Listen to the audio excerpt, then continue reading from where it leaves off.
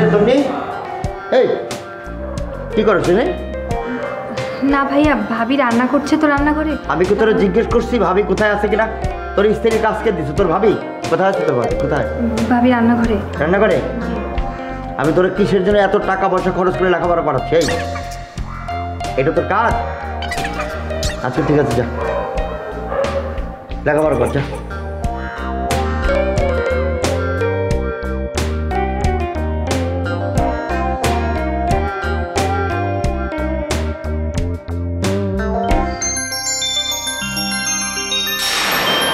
আচ্ছা একটা কথা বলো তো, তুমি কোন অ্যাঙ্গেলে আমার লক্ষ্মী বউ?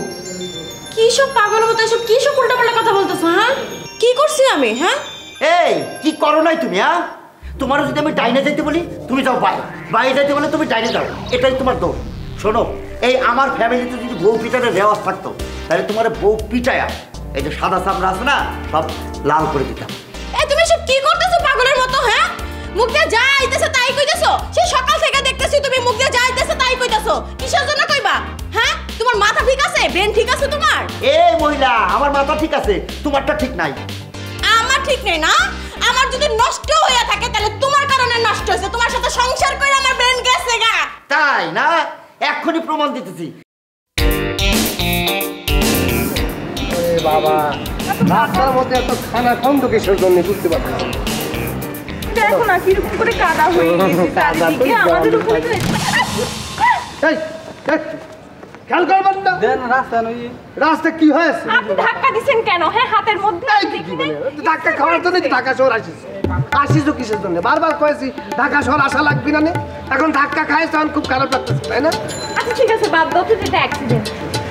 বড় মাকে ফোন দিকে সেটা খুঁজে বাইর করো না। বাপুরে সেটা আমি কেমন করে কব? ওই ঢাকা শহরে এমন এক জায়গা, কোনটা ডান দিকে কোনটা বাম দিকে কোনটা সামনে কোনটা পিছনে কিছু বুঝতে পারতেছি না। আমি তো মানুষজন দেখতেছি না, ঢাকায় শুনছি অনেক মানুষ, কিন্তু এখন তো কোনো মানুষই খুঁজে চলো আল্লাহ ভরসা করে হাঁটতে থাকি, পায়ে যাবার। আমার মনে হয় লাগিয়েছে নাকি? যাচ্ছি না, ইচ্ছা করে দিছে, এটা কিন্তু আমি বুঝছি না।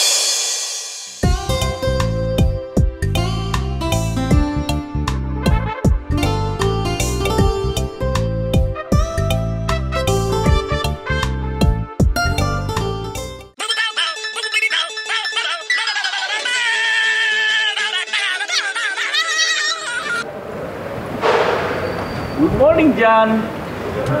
আর আমি তো একটু পরে তোমারে ফোন দিতাম। রাখো তোমার গুড মর্নিং, ব্যাড মর্নিং হয়ে গেছে। কোথায় তুমি? আমি তো রাস্তায়। রাস্তায় মানে? তুমি কি সবসময় রাস্তায় থাকো? তোমার সাথে দেখা হয় রাস্তায়, তোমাকে ফোন দিলে কোথায়? আমি রাস্তায়। এই তুমি কি রাস্তার ছেলে? হ্যাঁ, তুমি এরকম বিহেভ করতেছো কেন? আরে বাবা, আমি তো রাস্তা দিয়ে হেঁটে তোমার বাড়ির সামনে আসতেছি গেটে। তুমি আমাকে শার্ট দুটো দিবে, আমি নিয়ে চলে যাব। না, আসতে হবে না, তোমার শার্ট রেডি হয়নি। আমি নগদ টাকা দেইনি বলে তুমি এরকম করতেছো, তাই তো? চুপ করো, তোমার শার্ট লন্ড্রি করতে গিয়ে একটু আগে ভাইয়ের হাতে বকা খেয়েছি।